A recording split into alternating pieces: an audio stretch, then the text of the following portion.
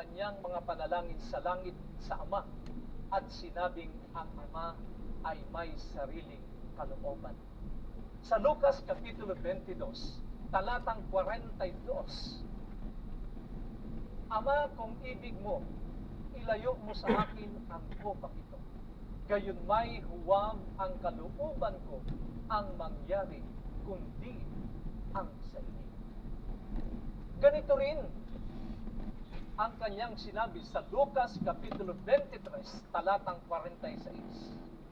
Ama, sa mga kamay mo ay inihahabilin ko ang aking espiritu. At pagkatapos niyang mamatay at muling mabuhay, ayon sa Roma Kapitulo 8, talatang 34, siya'y umakyat sa kanan ng Diyos. Ito'y nagpapahiwatig na ang Ama ay may walay na presensya. Sa katunayan, sinabi ni Jesus na hindi siya ang Ama ng higit sa 80 beses.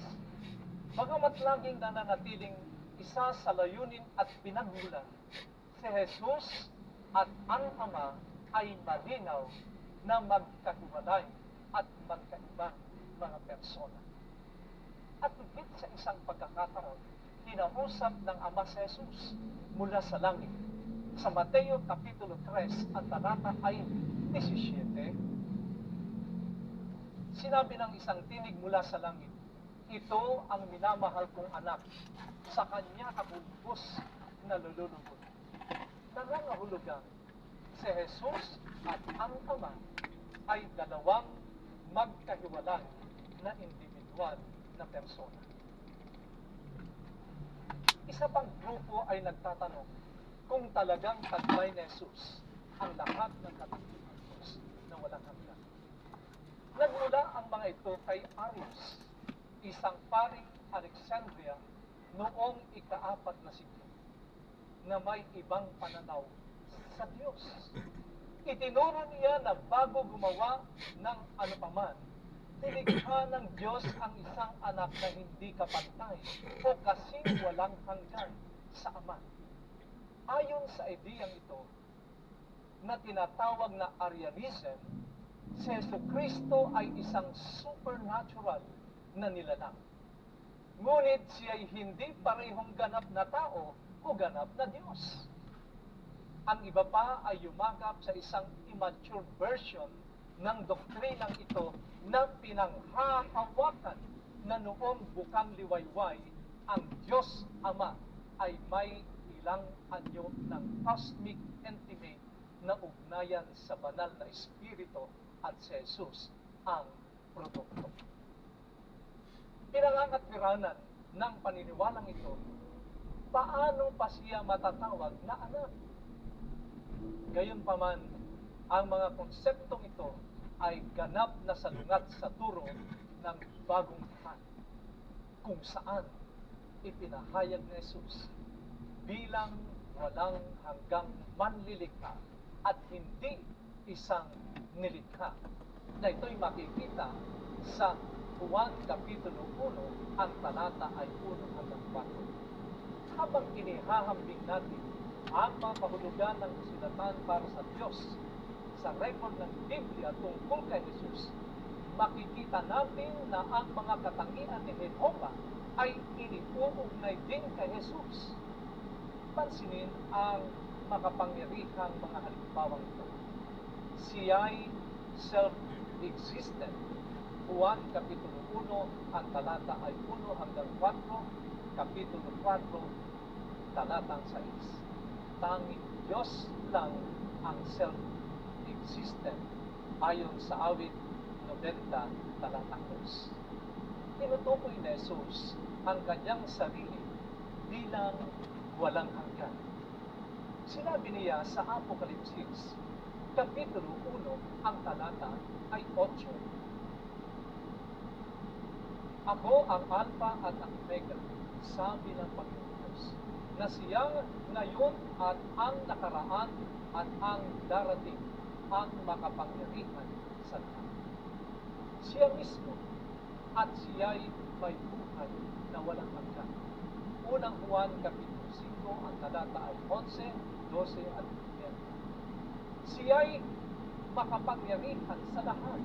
Apokalipsis Kapitulo 1, ang talata ay 8. Tinatawag pa nga ng Ama si Jesus na Diyos. Sa Hebreo Kapitulo 1, ang talata ay 8. Ngunit tungkol naman sa anak, sinasabi niya, ang iyong trono o Diyos ay magpakailanman at ang sentro ng katwiran ang siyang sentro ng iyong kaharian. Si Jesus ay may kakayahang magpatawad ng kasalanan ayon sa Lucas Kapitulo 5 at talata ay 20 at 22. Sinasabi ng Biblia na tanging Diyos lang ang may kakayahang magpatawad ng kasalanan. Ayon sa Isaias Kapitulo 43, talatang 25. Tinanggap ni Jesus ang pagsamba na ayon sa 10 utos ay nakalaan lamang para sa makapangyarihan sa lahat. Ito'y makikita sa Mateo Kapitulo 14 at talata ay 33. Ayon sa Mateo Kapitulo 28, talatang 20, at dooy sinalubong sila ni Jesus na nagsasabi, kapayapaan ay sumainyo, at paglapit nila sa kanya ay niyakap ang kanyang mga paa at siya'y sinamba. Nang makita ang muling nabuhay na tagapagligtas, ang nagbalik loob na nag-aalinlangan na si Tomas ay umamin sa Juan Kapitulo 20, ang talata ay 26 hanggang 29. Panginoon ko at Diyos. Ituturo din ng banal na kasulatan na ang Diyos lamang ang nakakaalam ng mga iniisip ng puso ng isang tao. Ayon sa unang Hari, Kapitulo 8, talatang 32. Ngunit patuloy na nalalaman ni Jesus kung ano ang iniisip ng mga tao. Sabi sa Juan Kapitulo 2, ang talata ay 25, sapagkat alam niya ang isinasaloob ng tao. Binabanggit din sa Juan Kapitulo 1, ang talata ay 48. Tinanong siya ni Natanael, paano mo ako nakilala? Si Jesus ay sumagot, bago ka tinawag ni Felipe, nang ikaw ay nasa ilalim ng puno ng higos ay nakita. Sa pamamagitan ng Espiritu, si Jesus ay nasa lahat ng tao. Sabi sa Mateo Kapitulo 28, ang talata ay 20, ako'y kasama ninyong palagi hanggang sa katapusan ng panahon. Wika rin sa mga Gawa Kapitulo 18, ang talata ay 10, sapagkat ako'y kasama mo at walang taong gagalaw sa iyo upang saktan ka, sapagkat marami akong tao sa lungsod na ito. Siya'y may kapangyarihang magbigay ng buhay at muling binuhay ang kanyang sarili. Ang tala sa Juan Kapitulo 10, versikulo 18, walang nakaalis nito sa akin, kundi dusa kong ibigay. May kapangyarihan akong ibigay ito at may kapangyarihan akong kunin ito. Tinanggap ko ang utos na ito mula sa aking Ama. Sabi rin niya sa Juan Kapitulo 11, talatang 25, ako ang muling pagkabuhay at ang buhay. Ang sumasampalataya sa akin, bagamat siya'y mamatay, ay mabubuhay. Sa makatwid, sa pamamagitan ng pagsasaalang-alang sa mga pangunahing kahulugan ng Diyos at pagkakita na si Jesus ay umaangkop sa bawat isa sa mga kahulugan iyon, malinaw naman na Diyos.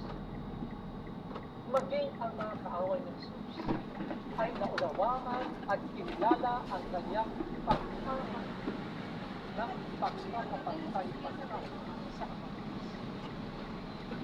ng buong tapang niyang ipahayag na ako at ang Ama ay isa. Ang mga Hudyo ay nagalit at naghangad na ipapatay siya. Nanawa nila ng walang pag-aalinlangan na si Jesus ay nagtaangkin na siya mismo ang Diyos. Ayon sa Juan, Kapitulo 10, ang talata ay 30 at 33. Ako at ang Ama ay Kumain daw sila eh. Sabi sumagot sa kanya, wala yan eh.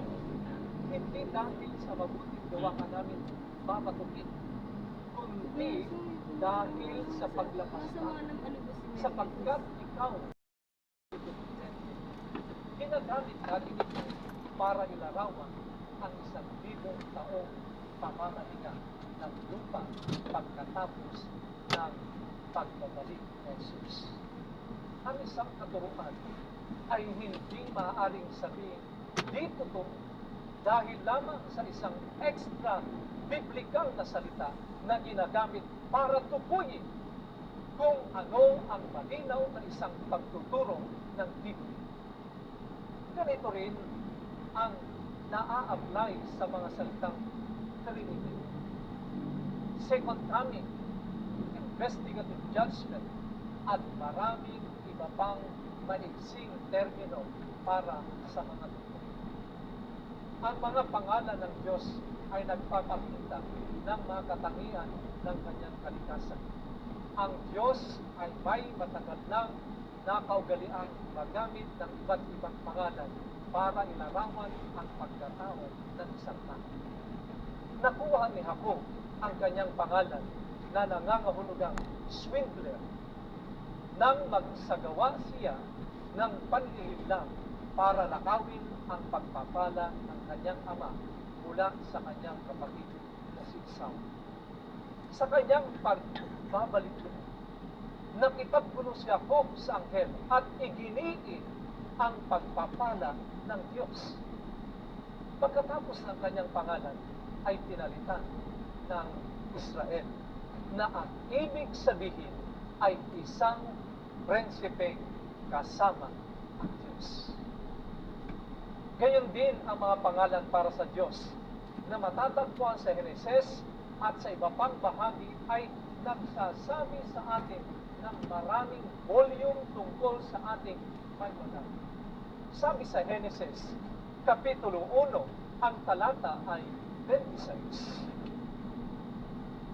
Lalangin natin ang tao sa ating larawan ayon sa ating wangis at magkaroon sila ng pamamahala sa mga isda sa dagat, sa mga ibon sa himpapawid, sa mga hayop, sa buong lupa, at sa bawat gumagapang sa ibabaw ng lupa. Ang Hebreo salita dito para sa Diyos ay Elohim. Ito ay isang plural noun na ginagamit ng higit sa 2,700 beses sa lumang tipan.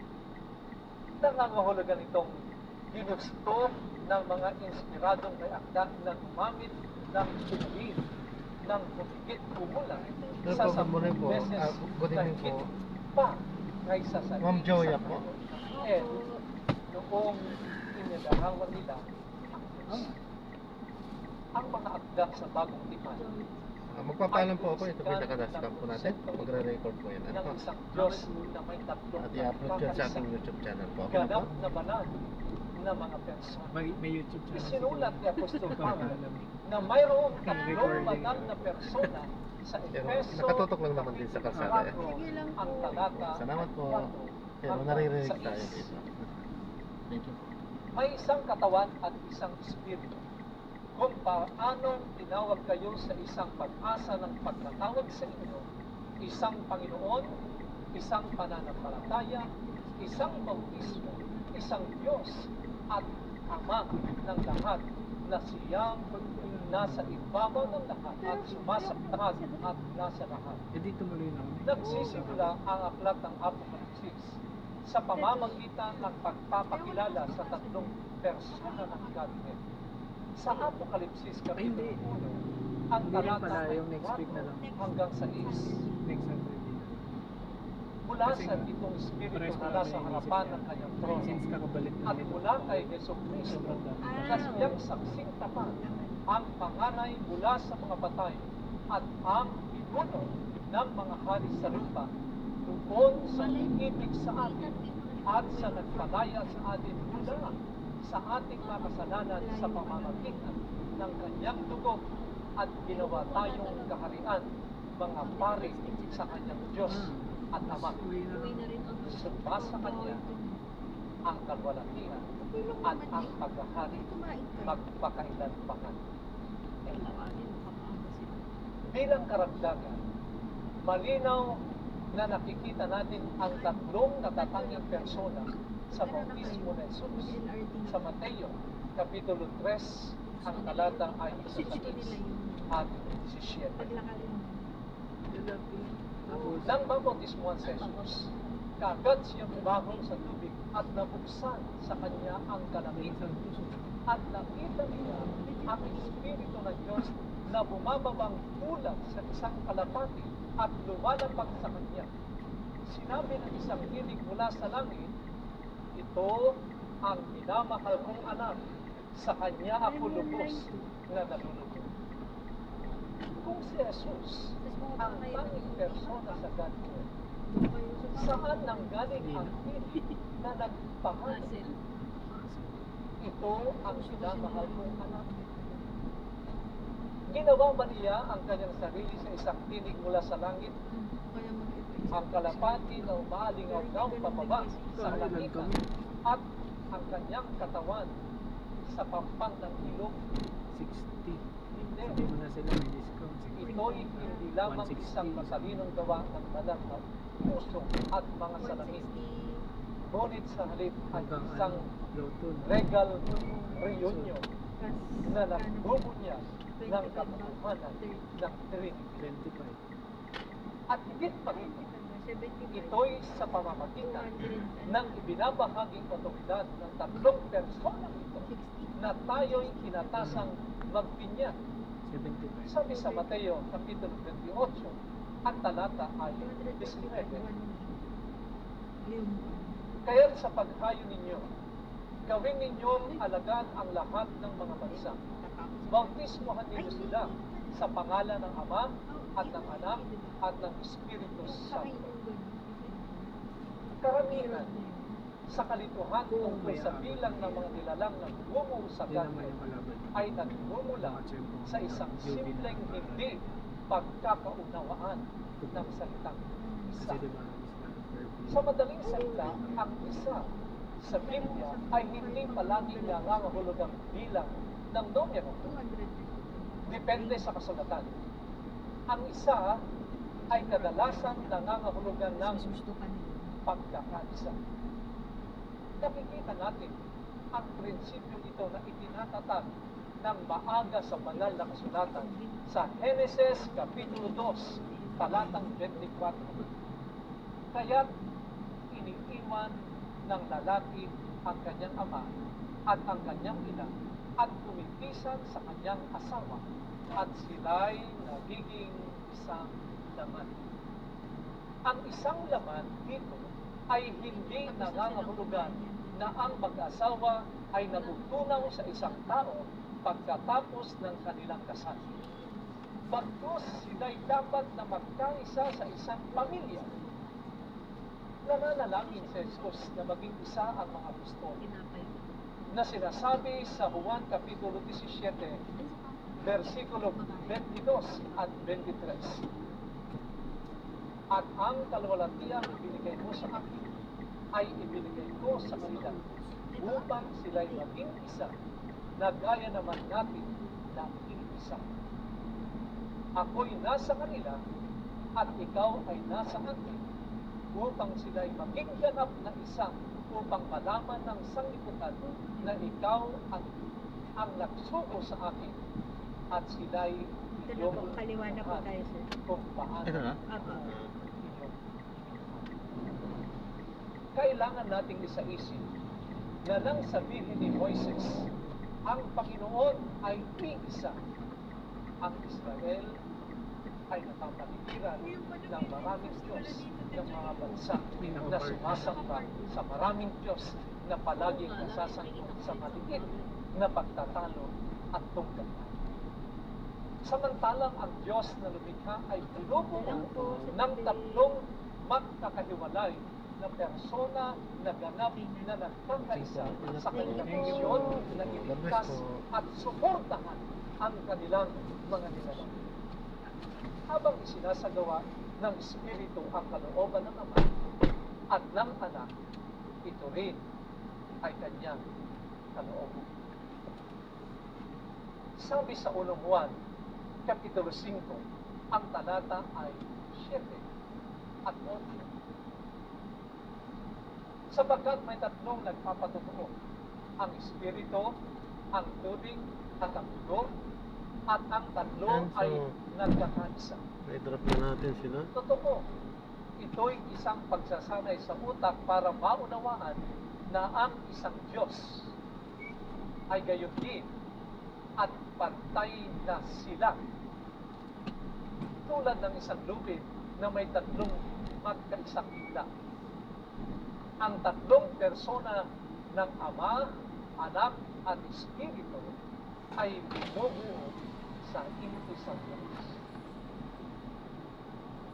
Isang pagkakamaling iwanan ang napakagandang paksang ito nang hindi tinutugunan ang karagdagang pagbalungkot sa pagtuturo ng Pilipinas. Ang isa pang klase ng tapat na mga Kristiyano ay naniniwalang habang ang Ama at ang Anak ay tunay na magkaibang mga persona, nakikita lamang nila ang banal na Espiritu bilang isang cosmic force o essence, isang impersonal na daluyan ng kapangyarihan o sasakyan para gawing ang utos ng Ama at Anak.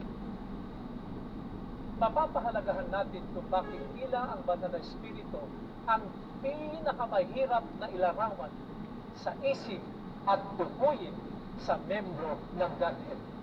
Kung minsan, siya ay tinatawag na Holy Ghost na nag-iwan sa mga tao ng isang tila nakakatakot na iman.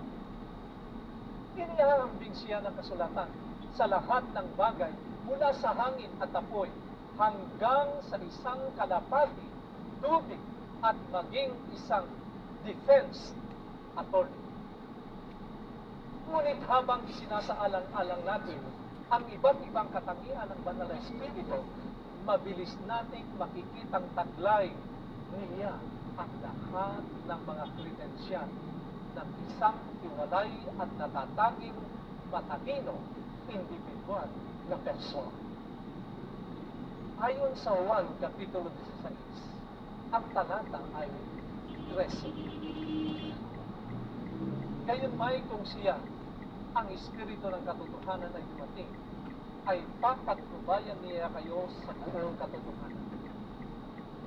Totoo ang isang mapa o GPS ay maaaring umakay sa iyo. Ngunit walang tumatawag sa isang mapang siya. Napakadali sana para kay Jesus na sabihin na lang dumating.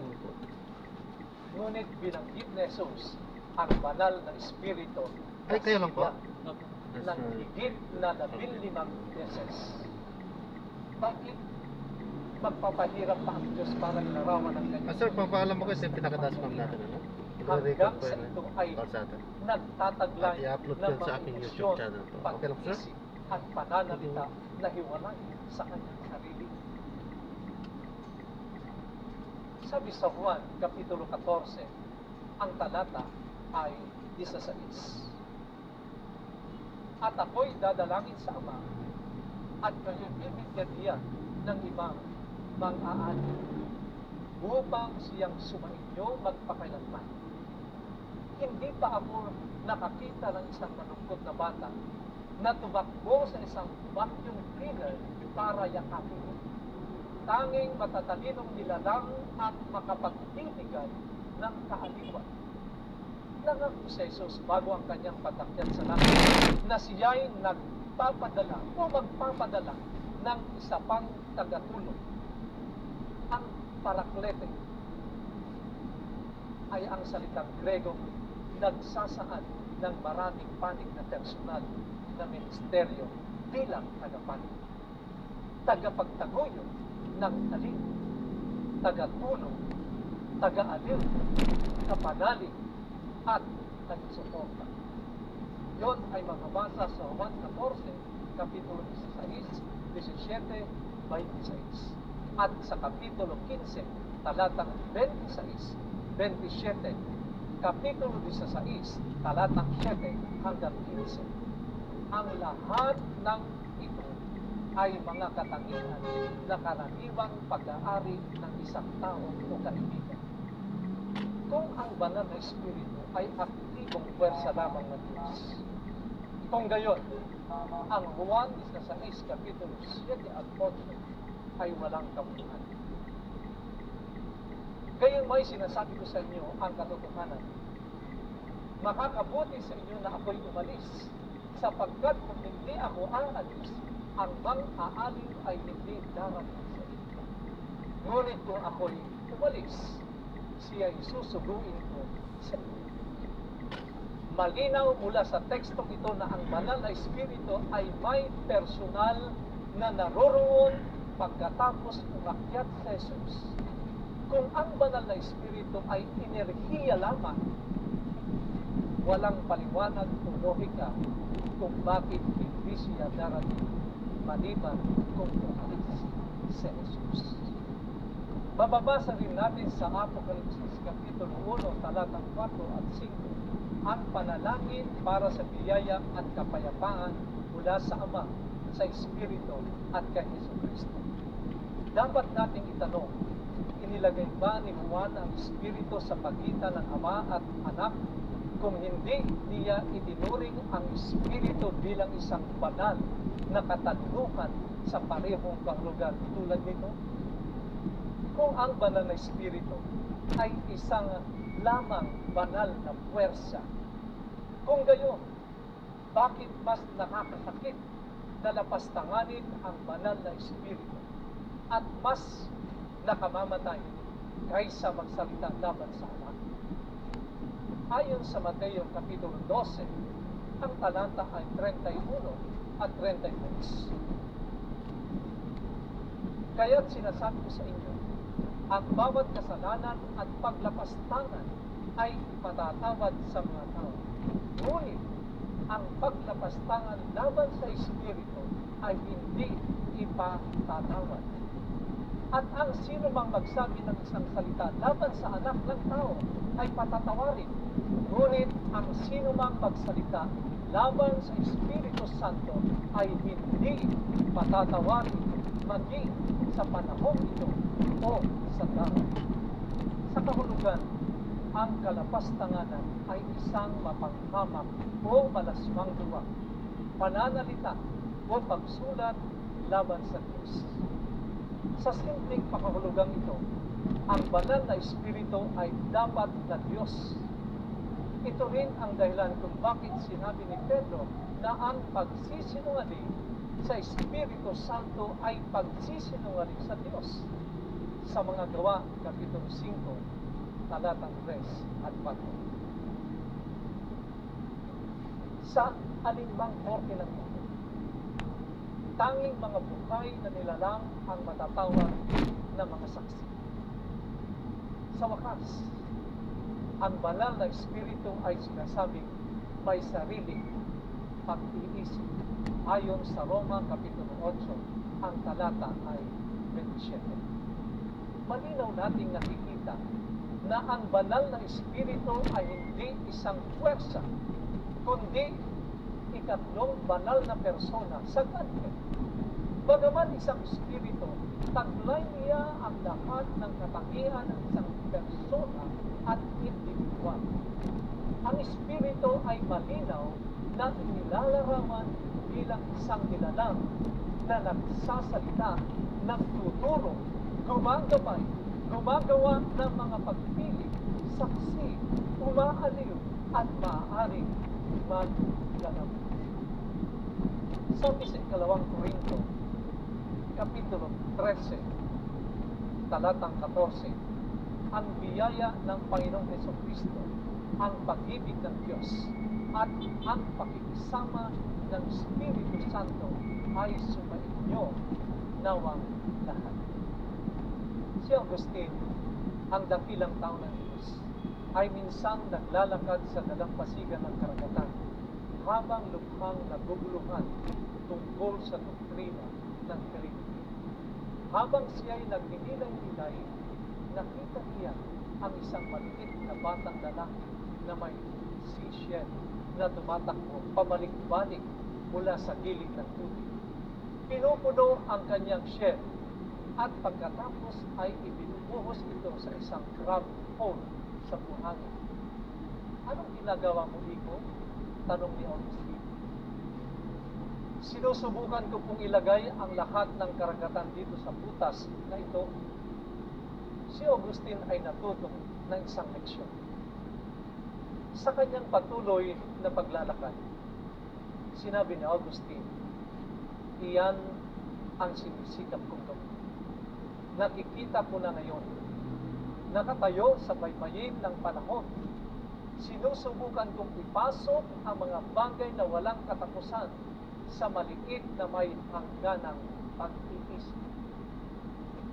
Gayon din, maging kontento na ipagkatiwala sa Diyos ang ilang bagay na hindi pa natin nalalaman. Maging palalo ang katibangan ang magpanggap na naiintindihan natin ang lahat ng sa Diyos. Ayon nga sa Roma Kapitulo 11, ang talata ay 13. O ang kalaliman ng mga kayamanan ng karunungan at ng kaalaman ng Diyos, hindi masuri ang mga hatol niya at hindi masiyasat ang kanyang mga daan. Kung maaari nating ganap na i-unpack siya tulad ng pag-crack ng isang genetic code, siya ay titigil sa pagiging Diyos. Gayunman, marami ang tungkol sa Diyos na inihayag para maging pagpapala sa ating Panginoon. Sinabi sa Deuteronomio Kapitulo 29, ang talata ay 29. Ang mga bagay na lihim ay para sa Panginoon natin Diyos. Ngunit ang mga bagay na hayag ay para sa atin at sa ating mga anak magpakailanman, upang ating magawa ang lahat ng mga salita ng kausang ito. Ang pinahayag ay ang katuluang ito ng Trinity ay mahalaga sa Diyos. Ang ministeryo ni Jesus ay parehong nagsisimula at nagtatapos sa pagbibigay diin sa tatlong persona sa Godhead. Ang Ama, ang Anak, at Espiritu ay naroroon sa binyag ni Jesus, at kapag siya'y umakyat sa langit, inutusan ni Jesus ang kanyang mga tagasunod na magbinyag sa pangalan ng Ama, Anak, at Espiritu Santo. Ang patutuo ng banal na kasulatan ay nagpapahiwati na ang Godhead ay hindi maaaring pagtuwalayin sa tatlong Diyos o pagsamahin sa isang tao. Ang 3-in-1 na ito ay hindi lamang lumikha sa atin, ngunit nagpapahayag sa salita at gawa na mahal nila ang ating pamilya at gawa ng kamanghamanghang plano para iligtas ang isang nawawalang mundo mula sa kasalanan upang maibalik tayo sa kanyang presensya sa pag-iisip. Nawa ay matanggap ng pamilya ng bawat isa sa atin ang sinabi sa 2 Korinto Kapitulo 13, ang talata ay 14. Ang biyaya ng Panginoong Jesucristo, ang pag-ibig ng Diyos, at ang pakikisama ng Espiritu Santo ay sa inyong lahat.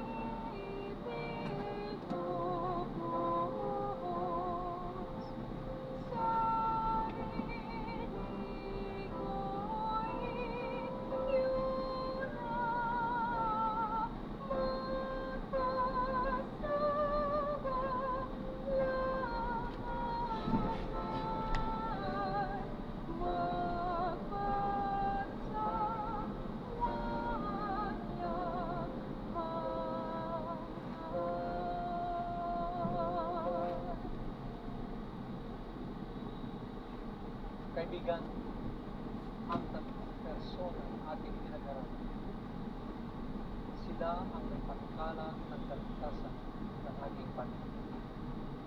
Kung tayo ay sasampalataya sa Kanya, meron tayong katiyakan para sa buhay. Kung ito ang inyong pasya ngayon, natanggapin at paniwalaan ang tatlong persona, Diyos Ama, Diyos Anak, at Diyos Espiritu Santo. Nais ko muli kayong mayayahan sa isang pagtatalagay. Mahabagin namin Diyos. Maraming salamat sa pagpapaliwanag at ganoon din sa mga teksto ng Biblia na inyo pong ipinakita at binasa sa gabi-gabi, sa bawat umaga at anumang oras na kami ay nag-aaral ng inyong mga salita. Maraming salamat, Panginoon, sa pagpapahayag mo sa amin. Dalangin namin na patuloy nawang ang masugid na pagbabantay ng Santong Espiritu, ang biyaya ng sana'y maging maunlad sa aming buhay at ang pag-ibig ng Ama ang laging maging karanasan ng buo naming pamilya ngayon at magpakailanman. Itong aming dalangin sa matamis na pangalan ng aming Panginoon sa Jesus. Amen. Amen. Totoo ang iyong napakinggan, kaibigan, na mahalaga ang pagkakaisa ng isang pamilya. Katulad ng Diyos, sila ay may pagkakaisa sa lahat ng kanilang daliri. Pangarap mo rin bang magkaroon ng pagkakaisa ang iyong tahanan? Halika kaibigan. Tularan natin ang Diyos kung paano sila nagkaisa upang iligtas tayo. Ikinagagalak namin na makasama kayo sa ikasampung bahagi ng ating pag-aaral. Samahan muli kami bukas sa ganito ring oras at ating matutunghayan ang kahalagahan ng katapatan sa loob ng pamilya. Kaya kaibigan, kung ang nais mo isang bahayang pinagbubuklod ng pag-ibig at nagtitiwala sa pangako ng Panginoon, huwag kalimutan na ikaw at ang iyong tahanan ay kabilang sa Pamilyang mahal ng Diyos. Maraming salamat po at pagdalain kayo. Kapag ang isang partner ay nilulustay ang pera sa alak, sugal, drugs, sigarilyo, pagpapaload ng data para maglaro ng game sa gadget, kung meron tayong ganito mga sinungaling sa ating sa ilagay natin ang ating mga buhay sa higit na kapakipakinabang na bagay. Ilagay natin ang ating buhay sa mga bagay na pangwalang hanggan.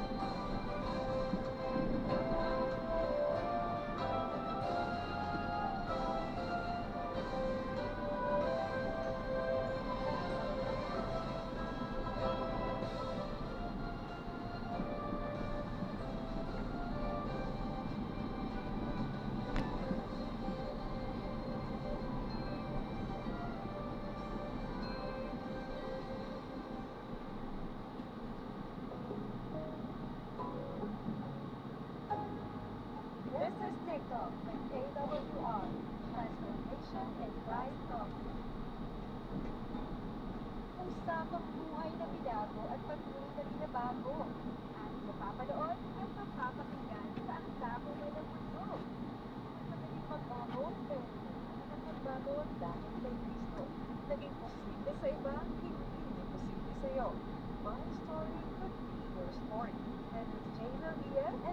Rocky ba? Tara, ano kami? Every Tuesday, 8 p.m. Dito lang sa AWR 89.1 FM.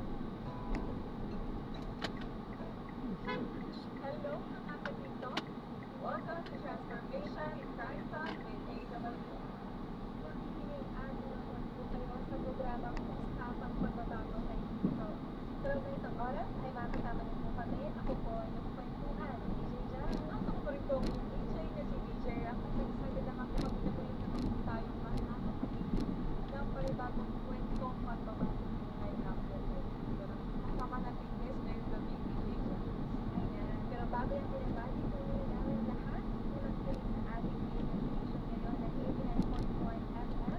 At din naman sa mga nanonood po sa ating Facebook page and YouTube channel na Angeles World Studio. Kung kayo po ay hindi pa nakakasubscribe and like, pakisubscribe and like po. And share na rin po. And kung meron po kayong magbabago na po i-share sa amin at sa ating mga kapitbahay. Kayo po ay mag-comment o magtanong o tumawag o mag-text sa ating numero na 0918-9447-891. Again, 0918-9447-891. Muli, binabati po namin na magandang gabi po ang ating mga listeners, ang ating mga kapitbahay, ang ating mga viewers, sa mga maging lang po yung lahat ng ating kapitbahay, si nanay, si ate, si kuya, si tatay, o si mama, si driver, na nag-drive po sa mga oras na ito. Bakit tayo, ano po ang ginagawa nyo? Huwag po ilipat ang mga istasyon na yung pinapakinggan ng 89.1 FM. Tayo panigurado ay mapublesa naman po kayo o makakarinig sa kwentong magbabagong buhay na po kay Kristo na ating pagpapakinggan maya-maya. Bakit muna tayo sa ating mga listeners ngayong gabi. Yes, sulit po natin mga listeners. Ayan, kasama si Artist Roda, ganun din, from Elijah Reformers, and binabati ko ni Jera kay mga kaibigan ko na mga nakikinig. Kagaya ni Liz, ni Marco, ni Haraya, hello sa inyo, and happy watching. Ayan, so may mga minsan nga DJ Josh, mga nakakapagkakatin ako ng Islam Church, ay talagang naman nagsasabi na listeners daw sila ng AWR. Kaya hello po sa inyo, hindi ko ma-mention kung mga taga-saan po kayo, pero usually sa Cavite, sa Bulacan, ayan, meron po tayong mga listeners. Maging na sa ibang bansa, DJ Josh, na mga nanonood sa Facebook is ating Facebook. Ito to. Sa kabila, ito. Ito. Binabati ko rin sa Hindi nga, ito o doon sa kabila. Dito po sa hello po sa inyo. Happy Ito ako sa Academy Church. Kasi, galing po sa Tahama. Nakakalito, tatlo kasi yung Magandang gabi. So, pasukan Hindi dito. natin patatagalin ni Jera. Dahil sobrang nakaka-excite. Meron na naman tayong bagong kwento. Tama na ito, pre. papakinggan. At tayo nga po ay nasa ika-44th episode na po Wow, natin. praise God. Kung meron po kayong mga hindi napanood at gusto nyo balikan, puntahan nyo lang po ang ating Facebook page na Tinig ng Pag-asa. Nandun po ang ating mga videos. Drop off po. Ganun din. Mas madali sa YouTube channel natin. Ng Artist Corvito. 921 po kuya. Playlist po tayo doon. 921. Kaya nga ngayon, ako naman ang ating napakagandang story ang pakikinggan, ano, ay from depression to impression. Sure, marami makakagit na marami mga nade-depress dahil sa iba't ibang problema na kanilang nararanasan. At maraming iba't ibang sitwasyon, ang buhay nila nagtutulog sa depression. Pero, where could be fun? Hanggang doon na lang ba tayo? Paano siya naging impression? Abangan natin talaga. Ingat, God Kaya bless. at lalo ng ating success na makakasama Ito. ngayong gabi. Kasi ito po yung ating makakasama. Ang makakasama natin guys ay walang iba, Lorraine. Ito, Lorraine, ito. share complete name din. Ang mapakilala ka muna sa ating mga pag-uwi na muna. Hello sa inyong lahat. Magandang gabi, magandang umaga, no? Anytime pwede nyo pakinggan. So, ako po si Lorraine Olyaman. Ako ay 37 years old. And meron na akong 3 anak, isang asawa, and I'm a nurse. So, binabati ko kayo ng isang magandang araw. Taga saan ka, Lorraine? From Cavite ako. Pero originally, Sa Cavite. magandang araw kasi si Lorraine ay galing na US. So, kaya pala mabagi na pala umaga. Para yun sa doon. So, magandang umaga, magandang tanghali, magandang gabi. Ayun, binabati ko din yung mga kaibigan ko doon, yung sa California. Ayan, so Sa Pinas, yung mga teachers natin sa Lorraine. na-drop na natin sila. Or, Thank you. tapos yung parents, yung mga parents ko, yung family, At friends ko rin dito. okay naman na yung pinagdugtong-dugtong lang po natin yan para hindi ma ano yung pinapanood natin, pinapakinggan pala para hindi Ang ganda ng name ng school nila, pangalan niya. mapatay. So yan, pinagdugtong-dugtong lang po natin. Sino ba si Lorraine? Okay po, so yan, maraming salamat po. This is Jam, the Filipino channel po ang inyong pangikot. Paalam po. Dati parang